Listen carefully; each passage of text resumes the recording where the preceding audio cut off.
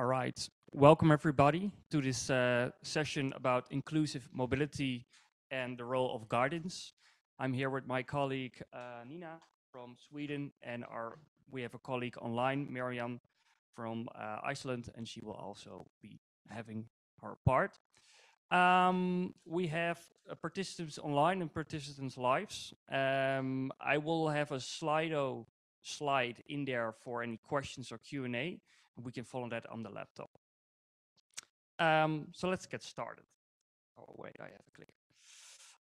Research on inclusive mobility. Euroguidance Netherlands did some research on inclusive mobility in vocational education, higher education and universities, and how available is it for students to participate in long and short mobility. We will start this off to get a view of what is going on in the Netherlands, and I will add some recommendations that might also be very useful for your own countries. Well, the definition we used for the inclusive mobility are actually groups of students that fall behind from their peers. So that might be social barriers, educational difficulties, cultural differences, and health problems. These were all included in the research. And for now, we have the Slido slide. So if there are any questions, please fill in 1,000, 2,100, 946. So please make a screenshot or log in or slido.com, and we will have time for questions at the end of the presentation to answer them all. So 2,100, 946. Well, first, the difference in vocational education, applied sciences, that is higher education in the Netherlands, and research university. Well, we had a question in a research in, do you want to go on an internship, or do you want to go on a study program or a gap year? And we already saw that in vocational education, there is less people that are willing to, that already have plans to go on an internship or a mobility abroad than applied sciences and research. So, and we also asked, why is this the case? And most of them are not aware of the possibilities in their regional schools, and there is no clear view of what they can do and what they can achieve with going abroad. So that is really a first thing we can already see in the data, that there's more uncertainty in the vocational group in what they can achieve going abroad in their studies. Well, the ambition is to increase short mobilities and long mobilities also for lower level educations in vocational education. And here as well, we asked, do you have any plans to go abroad? And we can also see that we have yellow is internship, so that their internships are built into some vocational educations, but they're not really part of a study program. So there's only 3% that say it is built in my program, so I get the available information to what I can learn, to what I can do, and so what I can achieve. For applied sciences and research, it is almost 80%. So that is a big gap in our vocational education that is for students that go abroad in short and long mobilities. And this will cause them to miss out on this opportunity to go abroad and see what is out there for them. So that was very interesting to see the shift in higher education and vocational education. Well, conclusion based is that there are internships in the tourist sector for 45%. Of course, they go abroad to Spain or somewhere else in Europe, but the mobility branch or the finance and business is almost negotiable. There are very few parts that they actually go abroad. We asked studies also to explain why there is no internship or there's no study program abroad, and they actually replied that there was no real vision on it by the school or by the counselors to be integrated into the vocational educations. So in the Netherlands, in the vocational education, there's a lot of gain in explaining or providing examples of the benefits for lower educations to go abroad and see what they can experience. We also see the inclusive part of it. And the NUFIC showed us that disability is not a barrier for students to go abroad on short mobility, so a few weeks or a few days.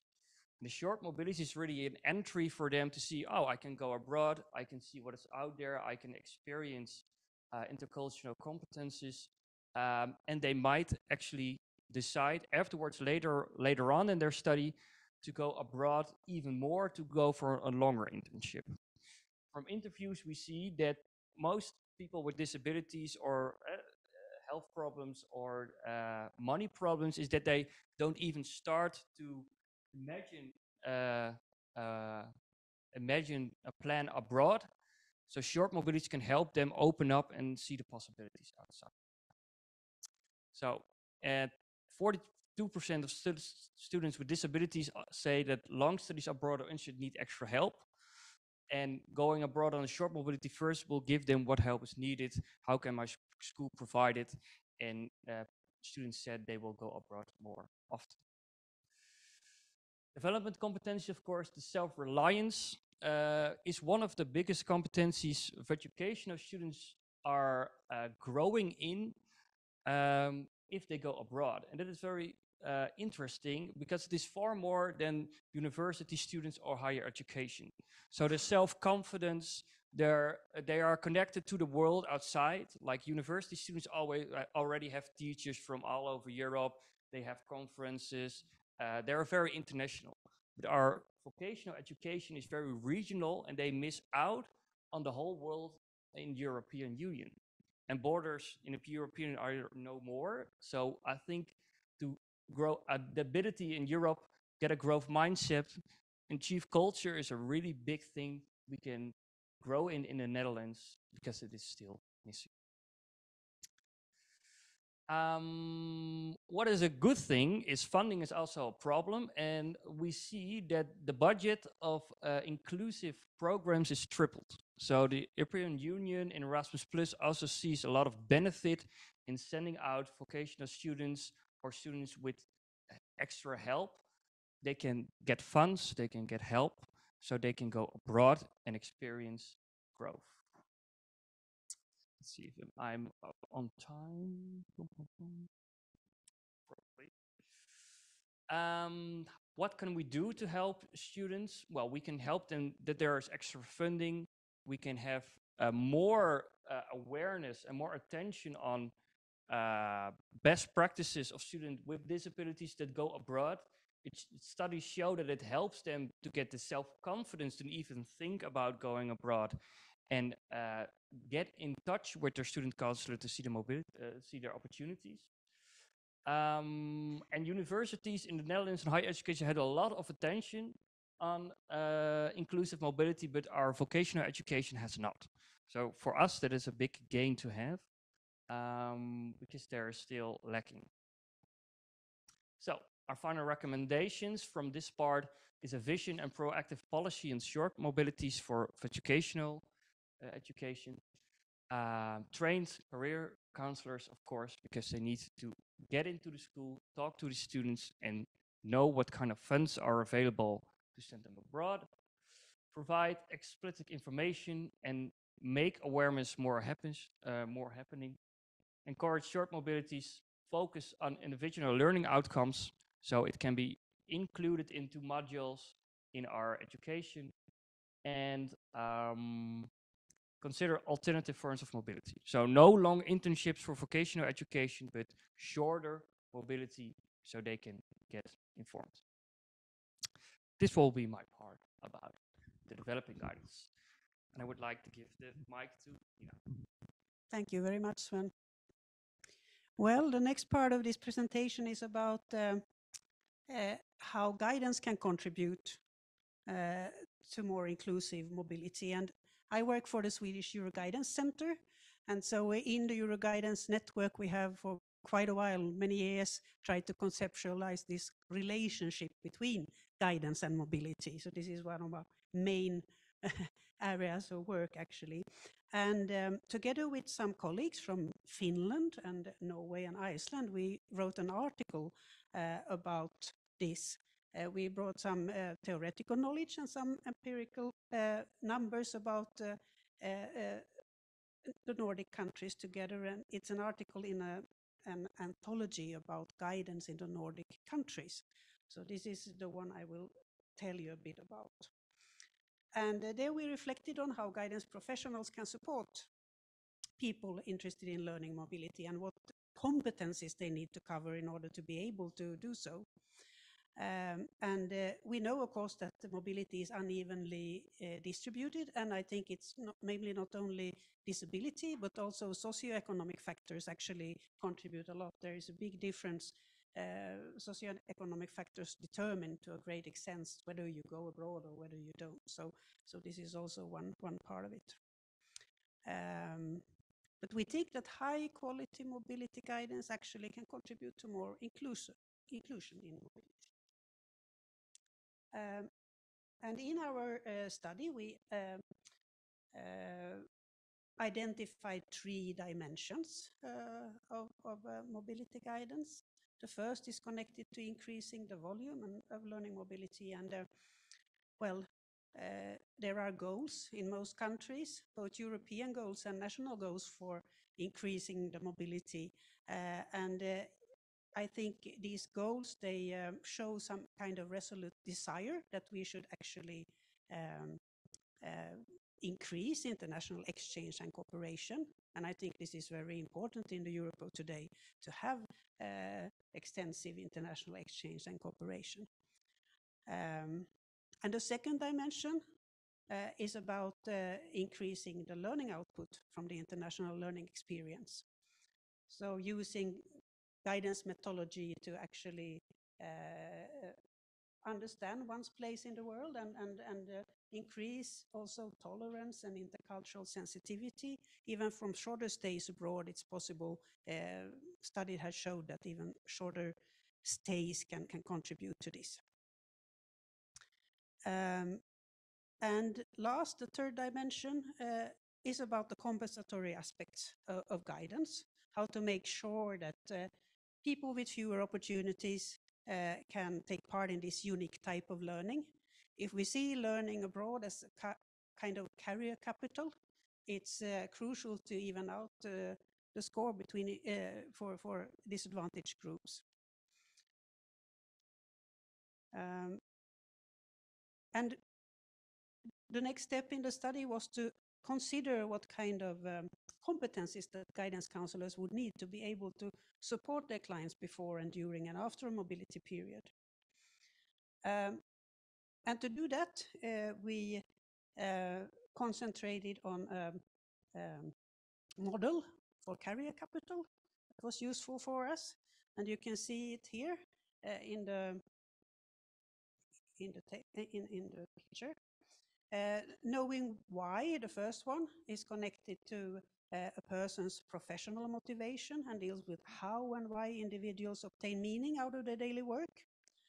And the how part is about the knowledge and skills that are needed for a specific occupational role. And then we have the whom, which is associated with one's professional networks and how you use the professional networks to actually share knowledge and peer learning and things like that. The what part is about understanding the logics of one's professional field. And then we have the where, how to move around in one's professional environment. And the last one, when, is, connected to timely action and appropriateness of activities. So this is the model we used to look at what kind of competencies the guidance counselors would need in order to provide high quality mobility guidance. And our grid contains these 6 parts, and all of them connected to guidance. Here you can see the first part, the guidance professionals international capital. which is about knowledge, skills, and competencies and other resources that are required for providing this mobility guidance. And I will not read it through, I just give you a few examples of that. If we look at how, for instance, having an overview of mobility as a process and a clear understanding of one's role in it, having the ability to carry out duties and solve problems linked to international mobility, knowing whom, being an active member of professional networks, cross-sectoral networks, and also to use them to the benefit of the clients, and knowing where, being informed about different destination countries, general overview of the circumstances of the countries, and so on. So we thought it through in these different settings. And we also included a part that was about knowledge in relation to the mobility of clients. And there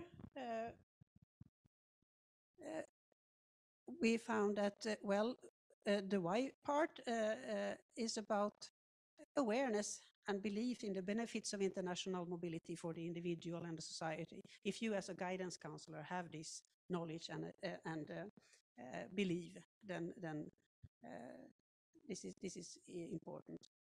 The how part is about the knowledge of learning and training opportunities abroad, of course, to be able to inform the clients about this. The whom, as I said before, also using one's networks for accessing information and other resources to support the clients. And then where and when, well, quite obvious parts of the thing. And we know that the skills and competencies that are developed by guidance counselors are also applicable to the client's own career learning process. So in that way, we think it's very important that being able to actually know more about this mobility process also contributes to greater inclusion in mobility.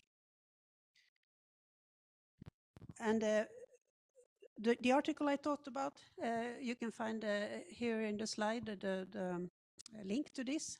This publication, Career Guides in the Nordic countries, it's available with open access online, so there are a lot of interesting articles in that.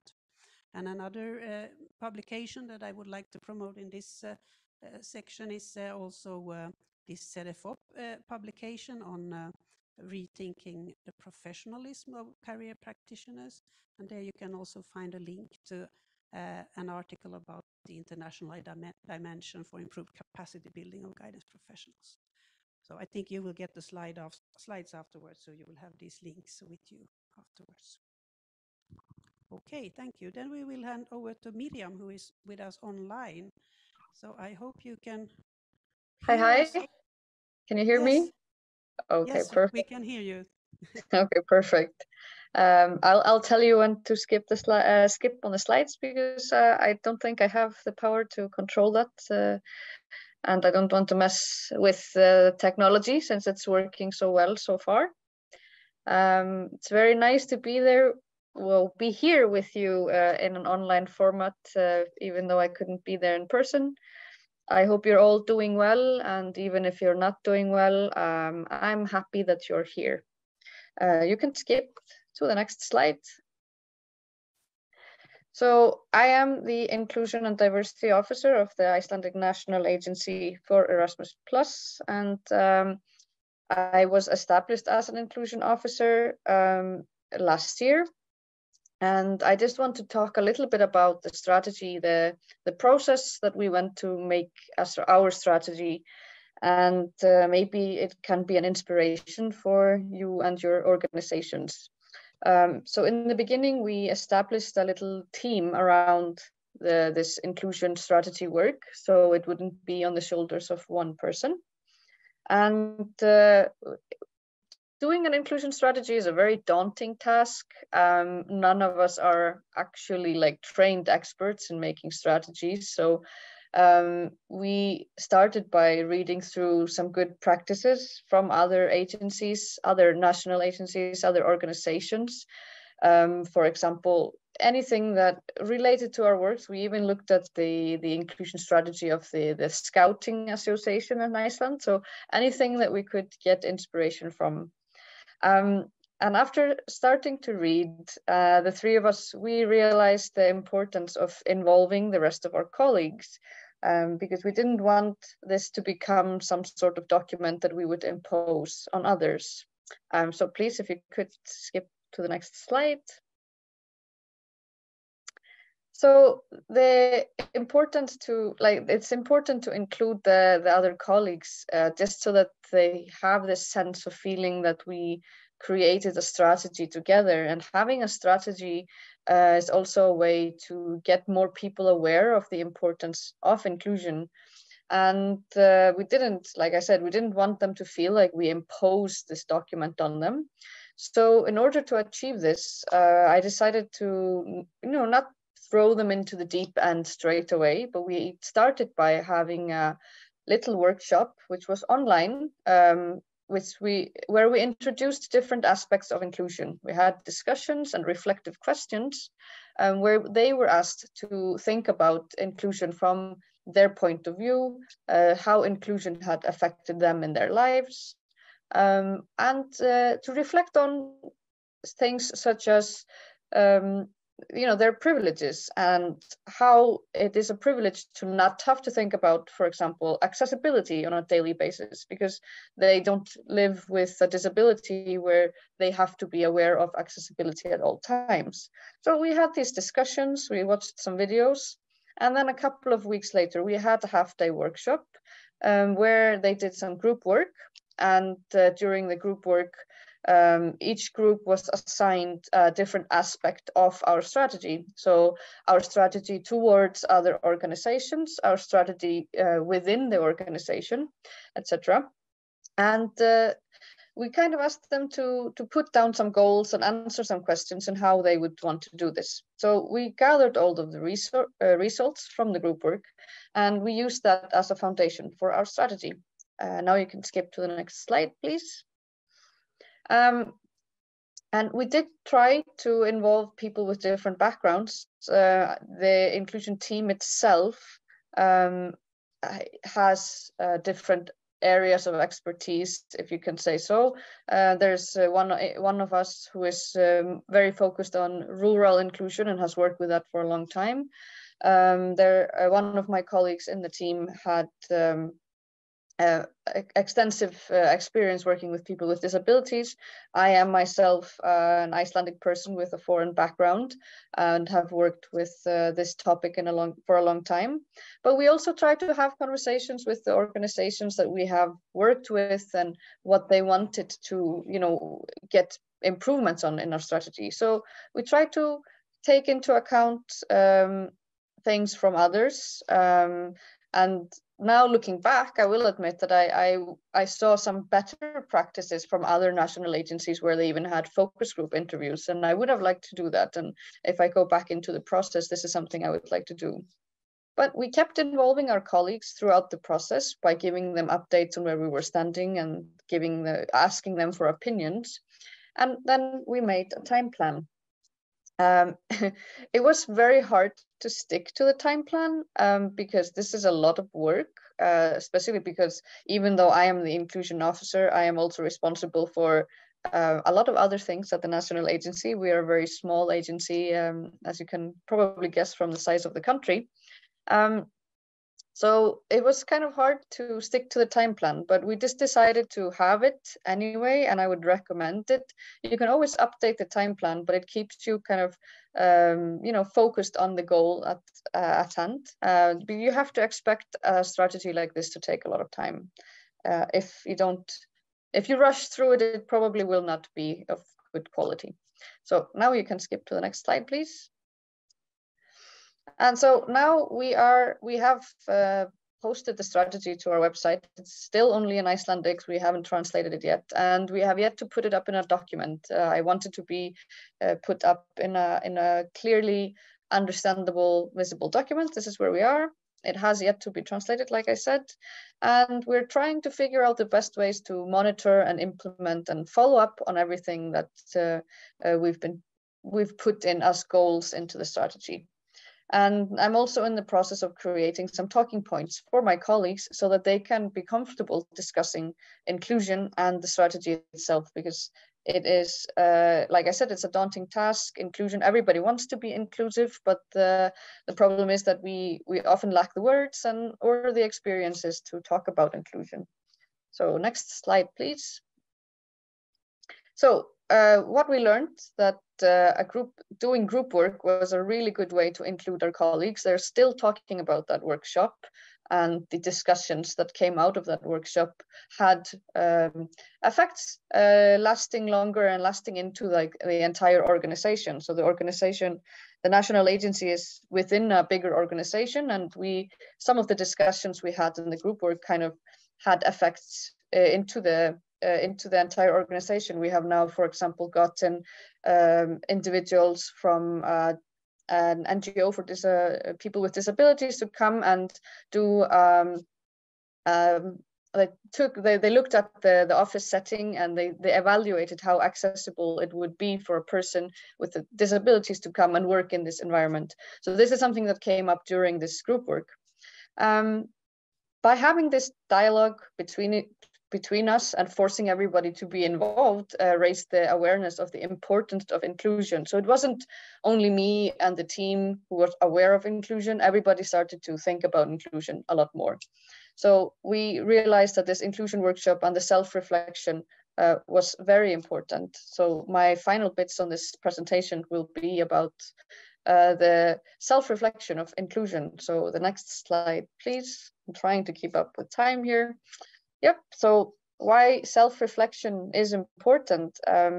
Inclusion starts from within, and I think it's very important to remember this, that we are all kind of agents in being inclusive, and it's very easy to kind of think that somebody else is just going to take care of inclusion and we don't have to kind of do anything, but that's a misconception.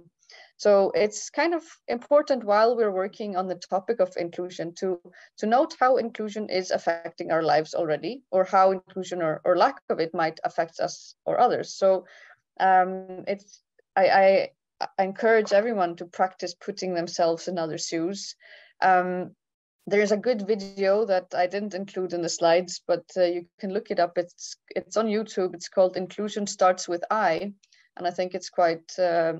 It has a good effect because it really reminds us of the ways that inclusion affects our lives. I can say, for example, that in a lot of the events and seminars I've been to lately, a lot of the participants are women. And when I think about it, it is because of inclusion at some point that we have this visibility of women in the position that we are in right now. We can participate in these big events, but 50 or 60 years ago, that probably would not have been the case. And so we needed inclusion to reach this point. And now there are other groups of people that will need inclusion. And if we're not actively thinking about it, we might inadvertently be exclusive. And I think you can skip to the next slide if I had something more. Yep. So there's a self-reflection exercise. I want you to think about these questions. You don't have to answer them. Just think about them. How often do you think about accessibility per day? Some people think about it never. Other people think about it all the time because they're forced to. It's a privilege to not have to think about it and just go about your daily life without ever having to wonder about accessibility. And how often do you think of your race or your skin color per day? Usually for people who live as the majority group in the country where they're never reflecting on this. But it can be a huge emotional toil for those who are in the racial minority to have to think about these things all the time, because they're met with different attitudes because of their skin color. And it is a sort of privilege to not have that emotional labor to have to worry about that. And one of the questions that I also ask usually when I do this exercise is if people know what alt text is. And there's no shame in not knowing. I learned about it just after becoming an inclusion officer, but alt text is text that you can insert in a website to describe what's on an image, so that a screen reader for people with visual impairments can accurately describe what's on the image. I wouldn't have known this, probably never, if I hadn't thought about, I had been forced to think about it. But people with visual impairments, they rely on it, and they rely on people that are can see and who are taking care of websites to put this alt text in, so that they can experience all of the information on the website on an equal footing. So people who are affected by the lack of accessibility or racism, or need to use technology like alt text, they do not have a choice but to know about these things. So in order for others to be inclusive, we need to be aware, and it goes with all of these things in terms of inclusion. So I think we can skip to the next slide. And yes, so this is the video.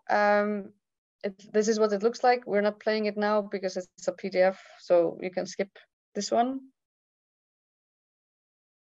And yep, so this is, yeah, I encourage you to watch the video in your free time.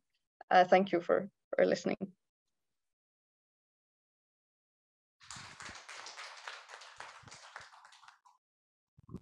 All right, thank you so much, Miriam. First, before we round up with a conclusion, I'm wondering if there are any questions in this room or online to ask us as speakers on our story. Let's see.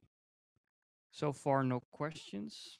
Well, I think to round up and make a conclusion about this is that we have inclusion a lot of in our visions in the Netherlands and also countries. Everybody wants to be inclusive, but being inclusive, like the exercise you showed us, is a different thing. Like breathing it and doing it and exercising it, it actually triggered me to think about these concepts in my projects, to more think about how to include every blind, health problems, skin color, to be part of the solution instead of just writing down a report about we want to be inclusive, we want to get the funds, and then we will be creative in how to do it.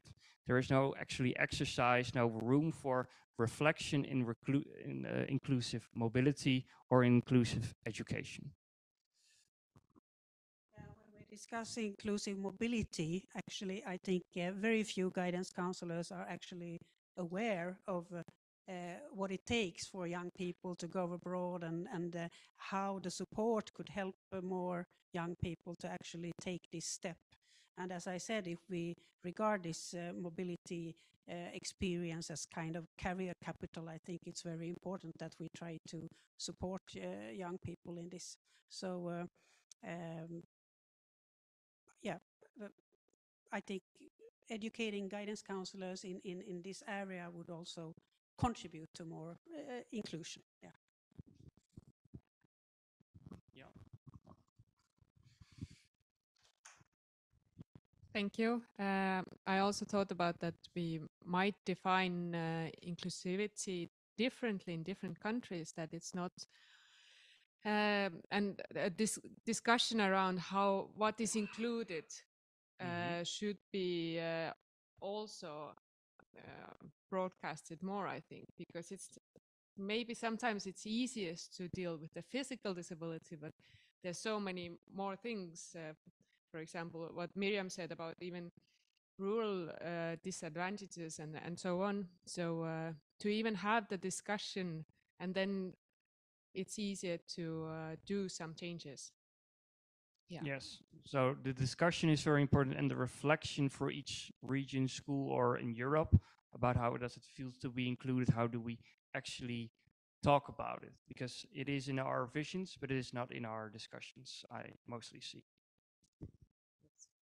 If we consider your presentation here, it was about the different education levels and how vocational education actually is excluded from this. Yeah. So that is one part of it. I talked about the socioeconomic part, where also determines how it goes on mobility, and as you said, rural exclusion. So there are so many perspectives on this, of course. Yeah, there are. Yeah. I would like to say loud one thought what I had. I really like the framework you developed with the Nordic colleagues, the questions.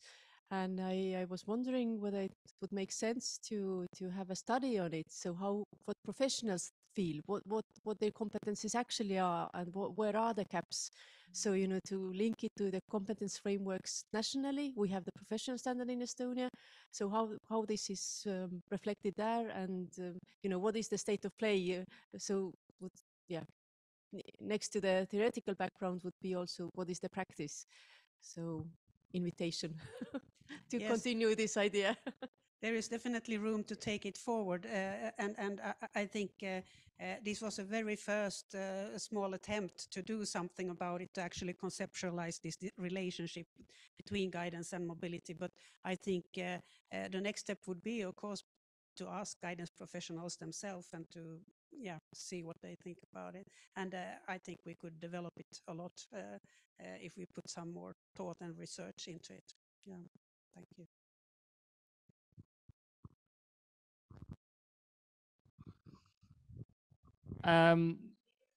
Miriam, do you have anything to add to this story before we thank the audience and round up?